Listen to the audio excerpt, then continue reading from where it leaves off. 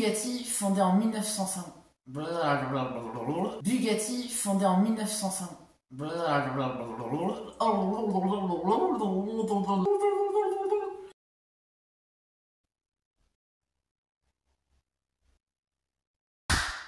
Bonjour, bonsoir, chers passionnés des sports automobiles, j'espère que vous allez bien. Très content de vous retrouver pour une nouvelle vidéo, ma foi. Aujourd'hui, je vais vous parler de l'une des voitures les plus emblématiques de l'histoire de l'automobile et aussi l'une des plus mystérieuses, parce qu'en fait, elle a disparu. Let's go!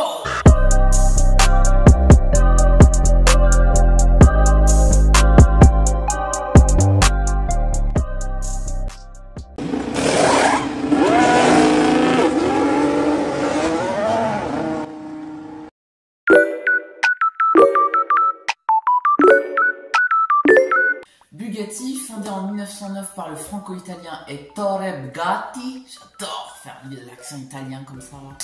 Alors, mis à part les nombreuses victoires de Bugatti sur des courses mythiques, telles que par exemple les 24 heures du Mans ou encore la Targa Florio. Tenez d'ailleurs, si vous ne connaissez pas la Targa Florio, je vous invite à aller voir ma précédente vidéo, voilà, que je vous mets là ou là, dans laquelle je raconte toute l'histoire de la Targa Florio. Donc voilà, n'hésitez pas à aller voir tout ça.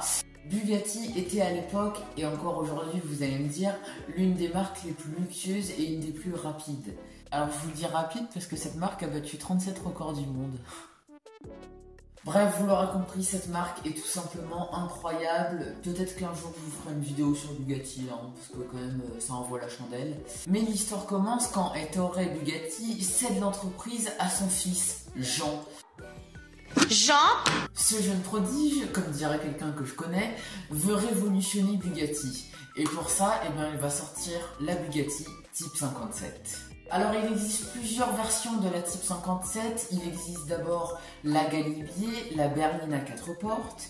Il existe aussi la Stelvio, la version cabriolet, la Ventoux à 2 portes et l'Atlante, la version coupée de la Type 57. Mais toutes ces voitures, Jean Bugatti, ça ne me plaît pas. Non, il veut un truc de plus stylé, de plus... Vous voyez ce que je veux dire?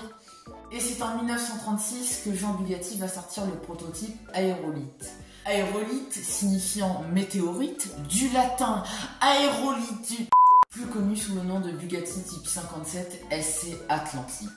Alors cette voiture va sortir en 4 exemplaires et à l'époque, cette voiture c'est un exploit technologique. C'est-à-dire que c'est comme une Formule 1 aujourd'hui, tu vois, c'est un exploit technologique, c'est une dinguerie le truc.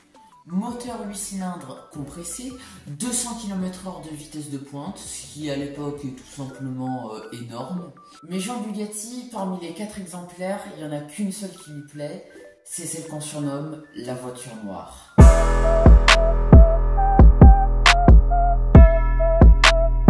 Si Jean Bugatti a choisi la voiture noire, ce n'est pas pour rien.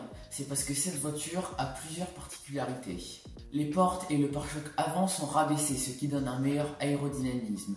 On y trouve également une trappe d'aération sur la vitre du côté passager et conducteur. A l'époque, cette voiture est un vrai bijou, elle fait la une de tous les journaux et elle établit très vite de nouveaux records.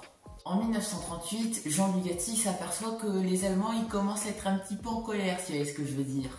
Et c'est pour ça qu'il va décider d'exporter sa voiture en lieu sûr à Bordeaux. Mais pendant le transfert en train de Molsheim où elle se trouvait à Bordeaux, la voiture disparaît.